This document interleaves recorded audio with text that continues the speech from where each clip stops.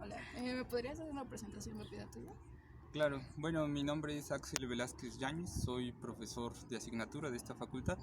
También soy estudiante del doctorado en Ciencias Políticas y Sociales, con sede en esta facultad. Y pues nada, doy la materia de Teorías y Análisis del Discurso y Lenguaje, Cultura y Poder. Ambas tienen mucho que ver con lo que trabajo en investigación y también artículos de divulgación periodística, que son estrategias de comunicación política y análisis del discurso político. Okay, la primera pregunta es, ¿para ti qué es la globalización? Bueno, la globalización puede ser un eufemismo de un montón de procesos que ya venían ocurriendo de manera previa, ¿no? Entre otras cosas, digamos que la unificación de criterios en cuanto a lo que es plausible o no en las culturas y también y sobre todo, diría yo, en materia económica. ¿Por qué eufemismo? Porque globalización al final sonó a algo positivo, ¿no?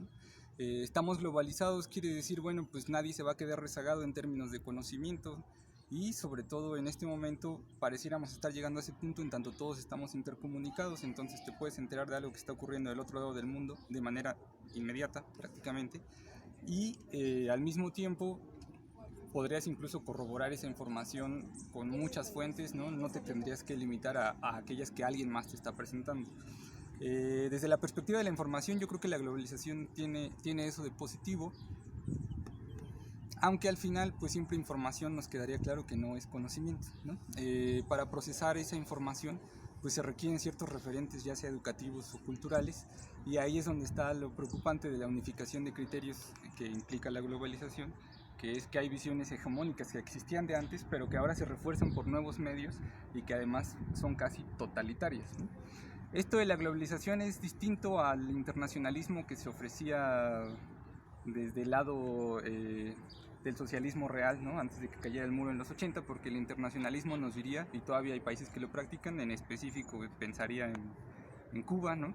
Pues vamos a enviar misiones de médicos a otros países, ¿no? Vamos a hacer llevar a cabo este tipo de acciones que tienen que ver con una visión de que los problemas del otro son también míos y en ese sentido no hay fronteras que limiten el sufrimiento humano, etcétera, etcétera.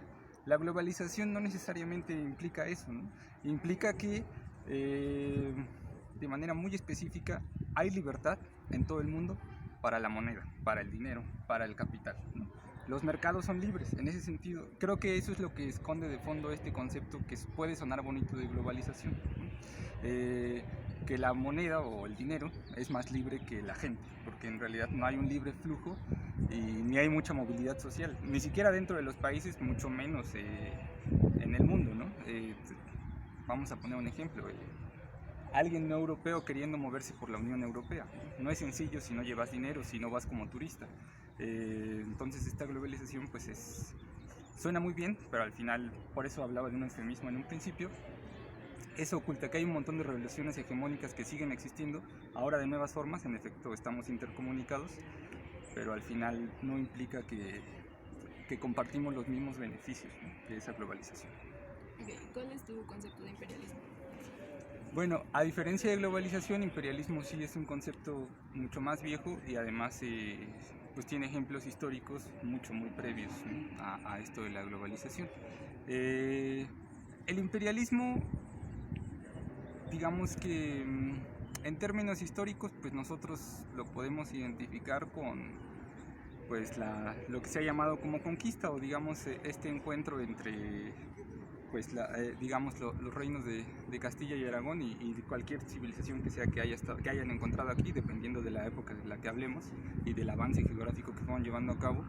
Eso pues ya era imperialismo, ¿no? En que consistía en la extracción de recursos de algunos sitios, incluso de continentes enteros, para llevarlos hacia otro punto, generalmente identificado con el norte, ¿no? Esa noción del norte y el sur, hablando de África, ¿no?, hablando de América Latina, pues la podemos seguir entendiendo en este momento. Donde se concentra la riqueza es en esos nortes, en esos polos de desarrollo y crecimiento. Pensemos en Europa o pensemos en América del Norte, en específico en Estados Unidos de América y en Canadá, no necesariamente en México, desde luego. Y ¿por qué esa concentración de recursos? Pues porque, bueno, en este punto las empresas, los capitales de esos países intervienen en el sur, ¿no? En el sur, ya sea geográfico o metafórico, para llevarse los recursos, extraer recursos y al final perpetuar una relación desigual. Esto del imperialismo, digamos, desde lo que yo podría, aportar más, que es el lado de la comunicación, lo podemos ver, es decir, mucha gente suele pensar que es un concepto que ya se rebasó, ¿no? Este imperialismo le suena a la ciencia política, a la sociología, que aquí se hacía en los 60, en los 70, ¿no? Y piensan que esto ya está rebasado porque ya es un mundo justo pues, sin ideologías, sin polos contrarios, ¿no? Estamos unificados a partir de la globalización. Pero lo podemos observar muy claramente en términos de cómo se distribuye la información y digamos cuál es la visión que al final se perpetúa, ¿no? El imperialismo, ¿dónde se vería reflejado? Bueno, ¿qué versión del mundo, de qué versión del mundo nos solemos enterar? Pues en general de la que viene de esos polos de desarrollo, de crecimiento, que son, en este caso, así para ubicarlos en países, pues Estados Unidos o los países europeos, ¿no? No Europa del Este, los países europeos, que todos solemos identificar con la riqueza, ¿no? Desde Inglaterra hasta Francia, etc. ¿Y consideras que ambos se relacionan de alguna manera? Sí, por supuesto. O sea, yo creo que quizá ahora como se habla de un mundo multipolar, en el sentido de que ya no hay un solo imperio, ¿no? Ya no hay un solo polo con fuerza, tampoco dos, sino que hay muchos, ¿no? O habría varios al mismo tiempo y hay economías emergentes.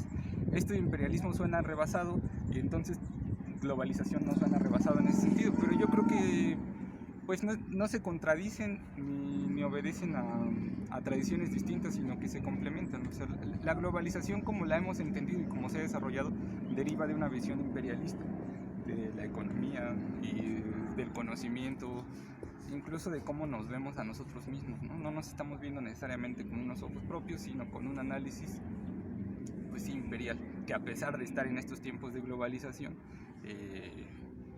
diríamos, es occidental en términos de ese occidente que se nos impuso. Gracias.